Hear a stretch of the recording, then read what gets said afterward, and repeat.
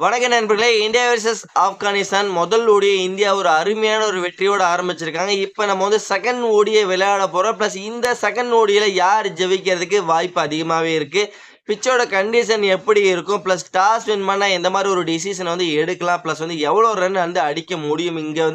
இங்கே வந்து ஃபாஸ்ட் பவுலருக்கு ஒரு சாதகமாக பிச்சாக இருக்குமா, இல்லை ஸ்பின்னர்களுக்கு ஒரு சாதகமான ஒரு பிச்சாக இருக்குமா, எல்லாமே ஒன்று விடாமல் டீட்டெயிலாக பார்க்க போகிறோம். அதனால் வீடியோவை ஒரு நிமிஷம் கூட நீங்கள் வந்து ஸ்கிப் பண்ணாமல் பார்த்தீங்கன்னா ரொம்ப ரொம்ப யூஸ்ஃபுல்லாக இருக்குது நண்பர்களே.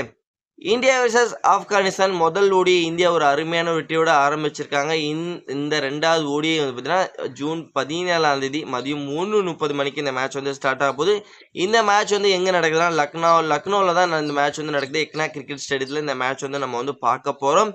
இந்த பிச்சோட கண்டிஷன் எப்படி இருக்கும், லக்னோவை பொறுத்த வரைக்கும் பிச் கண்டிஷன் எப்படி இருக்கும் அப்படின்னா, போன மேட்ச் அதாவது ஃபஸ்ட்டு ஓடிய மேட்ச்சில் இருந்த பிச்சோட கண்டிஷனுக்கு இது அப்படியே கொஞ்சம் டோட்டலாக டிஃப்ரெண்ட்டாக இருக்கும்னு நம்ம வந்து சொல்லி ஆகணும். இந்த பிச்சு கண்டிஷன் ஓவராலாக வந்து பார்த்தீங்கன்னா இங்கே ரொம்ப ரொம்ப ரொம்ப கஷ்டப்படுவாங்க. யாருன்னு கேட்டிங்கன்னா பேட்டர் ரொம்ப ரொம்ப கஷ்டப்படுவாங்க.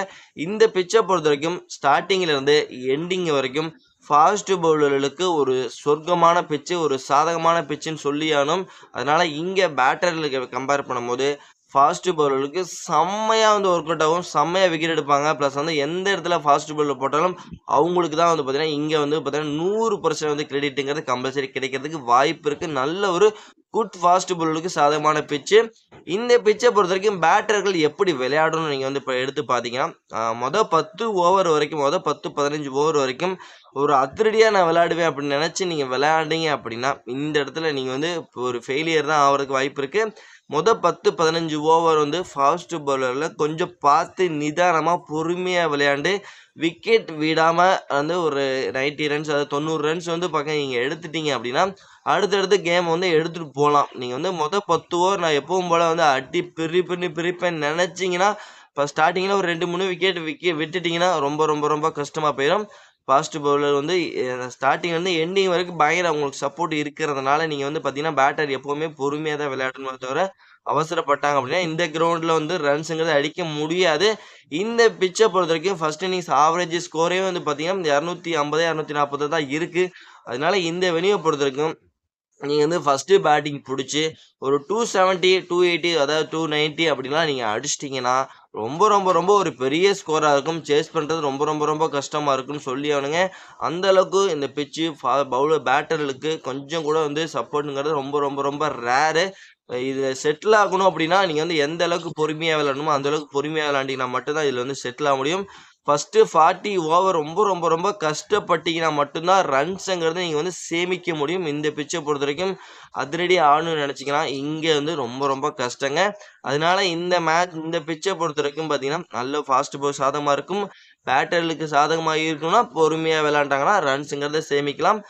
இங்கே வின் பண்ணும் அப்படின்னு நீங்கள் நினைக்கிறீங்க அப்படின்னா ஒரு 270 290 அடிச்சிங்கன்னா ஈஸியாக வின் பண்ணலாம். 300+ தான் ரொம்ப ரொம்ப ரேரு, அடிக்கிறது ரொம்ப ரொம்ப கஷ்டம் அப்படிங்கிற மாதிரி என்னை பொறுத்த வரைக்கும் தோணுது.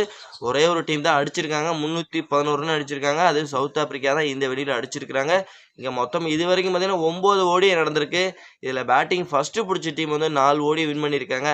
சேஸ் பண்ணுற டீம் வந்து 5 ஓடி வின் பண்ணியிருக்காங்க. அதனால் சேஸ் பண்ணுற டீம் அட்வான்டேஜ் இருக்குது. இருந்தாலும் பார்த்தீங்கன்னா கொஞ்சம் நிதானமாக விளையாண்டாங்கன்னா ஈஸியாக ஏன்னா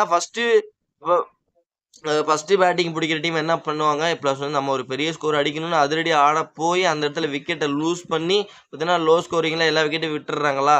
அதனால் பார்த்தீங்கன்னா சேஸ் பண்ணுற டீமுக்கு நல்ல ஒரு அட்வான்டேஜாக கிடச்சிருது. ஓகே, ஸ்கோர் தெரிஞ்சிருது, ஒரு 250 260 தான் இருக்குப்பா, நான் ஸ்டார்டிங்லேருந்தே விக்கெட் விடாமல் பொறுமையாக விளையாண்டு அழகாக வந்து இந்த ஸ்கோரை சேஸ் பண்ணி வின் பண்ணிவிட்டு அழகாக அந்த ஸ்கோரை வந்து சேஸ் பண்ணி வின் பண்ணுறாங்க. அதனால் ஃபஸ்ட்டு பேட்டிங் பிடிக்கிற டீம் டாஸ் வின் பண்ணால் ஃபஸ்ட்டு பேட்டிங் பிடிக்கிறது கொஞ்சம் ரிஸ்க்குன்னு தோணுது, சேஸ் பண்ணுறது தான் பெட்டர்னு தோணுது. ஏன்னா ஃபஸ்ட்டு பேட்டிங் பிடிச்சி ஒரு டார்கெட்டுங்கிறது அவங்களுக்கு கொடுக்கணும் அப்படின்னால ஒரு ப்ரெஷரில் ஆடுவீங்க, ரன்ஸை வந்து அடிக்கணும்னு ஆடுவீங்க. அதனால் ரொம்ப ரொம்ப அந்த வகையில் ரொம்ப ரொம்ப கஷ்டமாக இருக்கும். ரன்ஸ் அடிக்க போகும்போது விக்கெட் விடுவீங்க, ப்ளஸ் வந்து டோட்டலாக கொலாப்ஸாக இருக்க வாய்ப்பு இருக்குது. அதனால இந்த பிச்சை பொறுத்த வரைக்கும் டாஸ் வின் பண்ணால் சேஸிங்கிறது ஒரு பெட்டரான ஆப்ஷன் நான் வந்து சொல்லுவேன் ஃப்ரெண்ட்ஸ். அதுக்கப்புறம் இங்கே வந்து ஃபாஸ்ட் பவுலராக ஸ்பின்னராக எடுத்தா ஃபாஸ்ட் பவுலருக்கு நல்லா ஒர்க் அவுட் ஆகும். ஸ்பின்னருக்கு எப்படி இருக்குன்னு நீங்கள் கேட்டிங்கன்னா ஸ்பின்னருக்கு கொஞ்சம் ஒர்க் அவுட் ஆகும். கொஞ்சம் இங்கே நல்ல ரஷீத் கான் மாதிரி ஸ்பின்னருக்கு இந்த பிச் செம்மையாக ஒர்க் அவுட் ஆகும். ப்ளஸ் பயங்கரமாக ஒர்க் அவுட் ஆக வாய்ப்பு இருக்குது. நம்மளை பொறுத்த வரைக்கும் பார்த்தீங்கன்னா ஃபாஸ்ட் பவுலர் பிளேயிங் 11 இந்திய டீம் பிளேயிங் 11 எடுத்து பார்த்தீங்கன்னா போன மேட்ச் வந்து ஹர்ஷ் துபே நல்லா பவுல் பண்ணியிருந்தாரு. இந்த மேட்ச் வந்து ஹர்ஷ் துபேக்கு பதிலா பிரின்ஸ் யாதவ உள்ள கொண்டு வரதுக்கு வாய்ப்பு அதிகமா இருக்கும் அப்படிங்கிற மாரி எனக்கு தோணுது. ஏன்னா, இங்க ஃபாஸ்ட் பவுலருக்கு சாதகமா இருக்கிறனால, அவங்களும் நல்ல ஃபாஸ்ட் பவுலர்ஸ வச்சிருக்காங்க. அவங்களும் உள்ள எக்ஸ்ட்ரா ஃபாஸ்ட் பவுலர் உள்ள கொண்டு வரதுக்கு வாய்ப்பு இருக்கு. நம்ம வந்து பார்த்தீங்கன்னா ஹர்ஷ் துபே வெளியில எடுத்துட்டு, இந்த இடத்துல பிரின்ஸ் யாதவ் லக்னோவுக்கு தான் விளையாண்டுட்டு இருக்காப்ல.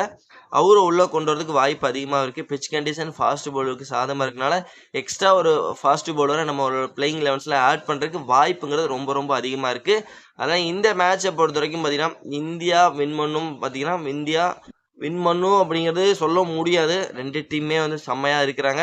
அவங்களும் நல்லா பேட்டிங் விளையாண்டாங்க. நம்மளும் பேட்டிங் சூப்பரா விளையாண்டோம். நம்மளும் நல்லா பவுல் பண்ணோம். இருந்தாலும் அவங்களும் செம்மையா பவுல் பண்ணியிருந்தாங்க. போன மேட்ச் நீங்க பார்த்தீங்கன்னா தெரிஞ்சிருக்கும். ஆப்கானிஸ்தானும் வேற லெவலா வந்து பவுல் பண்ணியிருந்தாங்க. பார்க்கறதுக்கே அவ்வளோ சூப்பரா இருந்தது. ப்ளஸ் நமக்கு ரொம்ப ரொம்ப டஃப்பா குடுத்துட்டாங்க. அதனால ஆப்கானிஸ்தான நீங்க வந்து சாதாரணமா எடை போட வேணாம். என்ன பொறுத்தவரைக்கும் ஆப்கானிஸ்தான் இந்த மேட்ச்ல நம்ம இந்திய அணிக்கு ஒரு நெருக்கடியான ஒரு சூழ்நிலையை ஏற்படுத்துறதுக்கு வாய்ப்பு அதிகமாவே இருக்கு. பொறுத்திருந்து பார்ப்போம். ஓகே, இப்ப நீங்க வந்து உங்க கருத்த நீங்க வந்து சொல்லலாம். இந்த மேட்ச்ல 2வது ODI மேட்ச்ல இந்தியா ஜெயிக்குமா? இல்ல ஆப்கானிஸ்தான் ஜெயிக்குமா? அப்படிங்கிறத மறக்காம நம்மளோட கமெண்ட்ஸ்ல கமெண்ட் பண்ணிடுங்க. இந்த வீடியோ உங்களுக்கு புடிச்சுன்னா, லைக் பண்ணி, ஷேர் பண்ணி உங்க சப்போர்ட்டையும் ஆதரவையும் குடுத்தீங்கன்னா ரொம்ப ரொம்ப யூஸ்ஃபுல்லா இருக்கும். நம்ம வந்து நெக்ஸ்ட் வீடியோ பண்ணலாம். Bye bye friends.